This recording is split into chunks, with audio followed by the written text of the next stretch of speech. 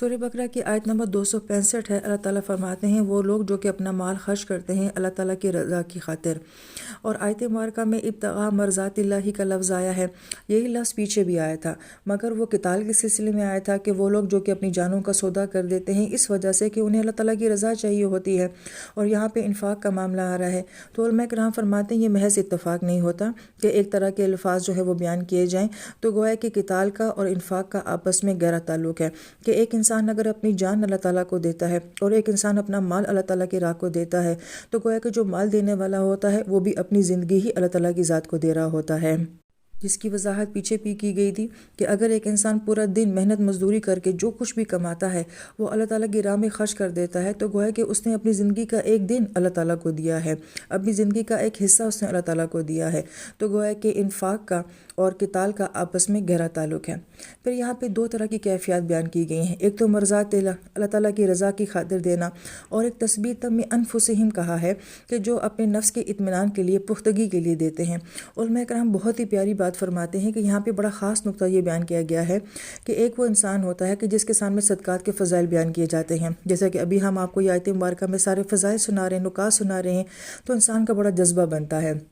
اور انسان کہتا ہے کہ میں بھی اللہ تعالیٰ کی رضا کی خاطر دوں، تو یہ ایک جذباتی کیفیت ہے۔ تو ابتغاء مرضات اللہ میں وہ جذباتی کیفیت بیان کی گئی ہے، لیکن تثبیت من انفسہم میں اس انسان کی بات کی گئی ہے کہ جو محض کسی جذبات کی وجہ سے اللہ تعالیٰ کی راہ میں نہیں دیتا، بلکہ وہ مستقل مزاجی سے استقامت کے ساتھ دیتا ہے۔ ایسا نہیں کہ آج کوئی جوشیلا قسم کا بیان سن لیا، صدقات کے فضائل سن لیے تو دے دیا، پھر بعد میں دینا بھول گئے، جو استقامت کے ساتھ مسلسل یہ کام کرتا رہتا ہے۔ تو گویا کہ دینے کی بھی دو طرح کی کیفیات ہوتی ہیں، کوئی آپ کو موٹیویٹ کرے گا تو آپ دیں گے، لیکن ایک وہ انسان ہے کہ جو کہ گہرائی کے ساتھ مستقل مزاجی کے ساتھ اس نیکی کو اپنی ساری زندگی کرتا رہتا ہے۔ واللہ عالم۔ مگر یہاں پہ الفاظ کا ایک ربط جو بہت خوبصورت نقطہ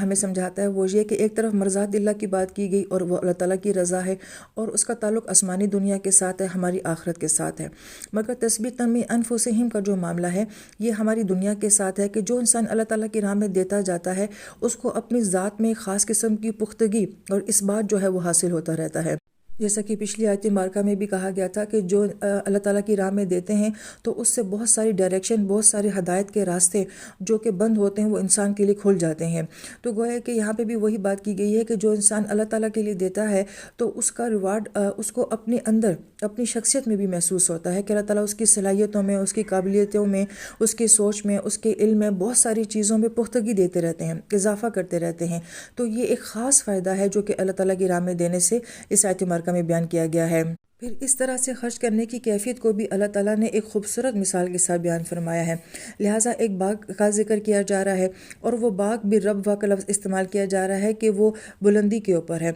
ربوہ کا لفظ ربا سے ہے، ربا سود کو بھی کہا جاتا ہے، بڑھنے کو بھی کہا جاتا ہے، اگنے کو بھی کہا جاتا ہے۔ اسی سے لفظ رب بھی ہوتا ہے کہ رب پالنے والا ہوتا ہے، انسان کو پرورش دینے والا ہوتا ہے، ایک ذرے کو خورشید بنانے والا ہوتا ہے۔ اسی سے لفظ تربیت بھی ہوتا ہے کہ تربیت انسان کو نکھارتی ہے، خوبصورت بناتی ہے۔ تو گویا کہ یہاں پہ باغ کے ساتھ ہی کیفیت بیان کی گئی ہے،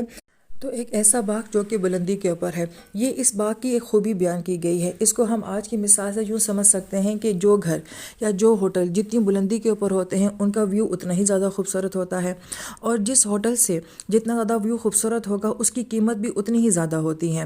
جو گھر یا جو ہوٹل نیچے بنائے جاتے ہیں یا کنارے پہ بنائے جاتے ہیں، یا تو وہ فلڈ کی نظر ہو جاتے ہیں، لینڈ سلائڈنگ کی نظر ہو جاتے ہیں، ان کی اتنی قیمت نہیں ہوتی ہے۔ تو دنیاوی لحاظ سے بھی ہم یہ دیکھتے ہیں کہ جو جتنی بلندی کے اوپر ہوتا ہے اس کا ویو اتنا ہی زیادہ خوبصورت ہوتا ہے اور وہ مہنگا ہوتا ہے اور لوگ وہاں پہ جانا پسند کرتے ہیں، لہٰذا یہ اس باغ کی ایک خوبی ہوگی۔ دوسری خوبی آیت مبارکہ میں یہ بیان کی جا رہی ہے کہ جب اس کو وابل پہنچ دیا، وابل تیز بارش کو کہا جاتا ہے، تو جو باغات بلندی کے اوپر ہوتے ہیں انہیں بڑی آسانی سے پانی مل جاتا ہے۔ تو گویا کہ یہ بھی اس باغ کی خوبی بیان کی گئی ہے کہ باقی باغات کو ایسے پانی نہیں پہنچتا جس طرح سے اس باغ کو پانی پہنچتا ہے۔ پھر فرمایا فآتت اکلها، یہاں پہ آتت کا لفظ بیان کیا گیا ہے کسی چیز کا بڑی آسانی کے ساتھ آ جانا، یعنی کہ اس بارش سے اس کا پھل، اس کی فصل جو ہے وہ بہت آسانی سے آ جاتی ہے، سبزہ بڑی آسانی کے ساتھ اگ جاتا ہے۔ پھر آیت مبارکہ میں اکلہا کا لفظ آیا ہے، باغ کے ساتھ فصل کا ذکر نہیں آیا، نباتات یا پھولوں کا ذکر نہیں آیا، بلکہ کھانے کا ذکر آیا کہ وہ باغ ایسی چیزیں اگاتا ہے جو کہ کھانے والی ہوتی ہیں اور جس کو سب کھاتے ہیں۔ پھر اس کے ساتھ بھی ضعفین کا لفظ جو استعمال کیا گیا ہے تو علماء کرام فرماتے ہیں یہاں پہ ڈبل کی بات بھی نہیں ہو رہی ہے، بلکہ یہاں پہ معنی یہ ہے کہ جو اس کی امید سے زیادہ ہو، کیونکہ ضعفن کا لفظ اگر اللہ تعالیٰ کی ذات کی طرف منسوب ہوتا ہے تو ہم یہ کہتے ہیں کہ وہ دگنا ہمیں سمجھ نہیں آتا، لیکن اگر زمینی معاملہ ضعفین کے ساتھ بیان کیا جا رہا ہے تو اس کا مطلب یہ ہے کہ اس نے اتنا سوچا بھی نہ ہو، اس کو اتنی امید بھی نہ ہو، اس کی امید سے زیادہ جو ہے اس باغ نے پھل دیا ہو۔ یہی بارش جب پچھلی چٹان کے اوپر پڑی تھی تو وہاں سے کچھ بھی حاصل نہیں ہوا تھا، مگر جب یہی بارش اس باغ کے اوپر پڑتی ہے تو اس کی امید سے بھی زیادہ اس کو پھل حاصل ہو رہا ہے۔ پھر اس کے بعد آگے جو بات بیان کی جاتی ہے وہ اس سے بھی اعلیٰ ہے کہ اگر اس باغ کو جو ہے وہ تیز بارش نہیں بھی پہنچتی، اگر اس کو تل پہنچ جاتا ہے، تل عربی زبان میں کہا جاتا ہے ہلکی بارش کو، شبنم کو یا اوس کو، یعنی کہ یہ ایسا زرخیز باغ ہے کہ اس کو اگر بہت زیادہ پانی نہ بھی ملے، اگر تھوڑا سا بھی پانی مل جائے تو اس کے باوجود بھی اس کا پھل جو ہے وہ اس کی امید سے بڑھ کر اس کو ملتا ہے۔ اب علماء کرام یہ فرماتے ہیں کہ غور کریں اس مثال کے اندر اللہ پاک نے کیا بیان کیا ہے۔ ایک طرف تیز بارش کی بات کی ہے اور ایک طرف ہلکی بارش کی بات کی ہے، اور یہاں پہ موضوع جو چل رہا ہے وہ صدقات کا چل رہا ہے۔ بڑی پیاری بات فرماتے ہیں کہ اس سے اللہ پاک نے دو کیفیات کو بیان کیا ہے کہ ایک انسان وہ ہے کہ جو بہت زیادہ اللہ تعالیٰ کی راہ میں دیتا ہے، جذباتی انداز میں دیتا ہے، اور ایک وہ شخص ہے کہ جو کہ تھوڑا تھوڑا اللہ تعالیٰ کی راہ میں دیتا رہتا ہے اور مستقل بنیادوں پہ دیتا رہتا ہے۔ اسی کیفیت کو اللہ پاک نے اس باغ کے ساتھ جو ہے وہ ایکسپلین کیا ہے، تو گویا کہ دونوں کے لیے کیا ہے، دونوں کے لیے اللہ تعالیٰ کی رضا بھی ہے اور دونوں کے لیے اجر بھی ہے۔ پھر اللہ تعالیٰ فرماتے ہیں کہ جو کچھ تم کر رہے ہو ہم اس کو دیکھ رہے ہیں،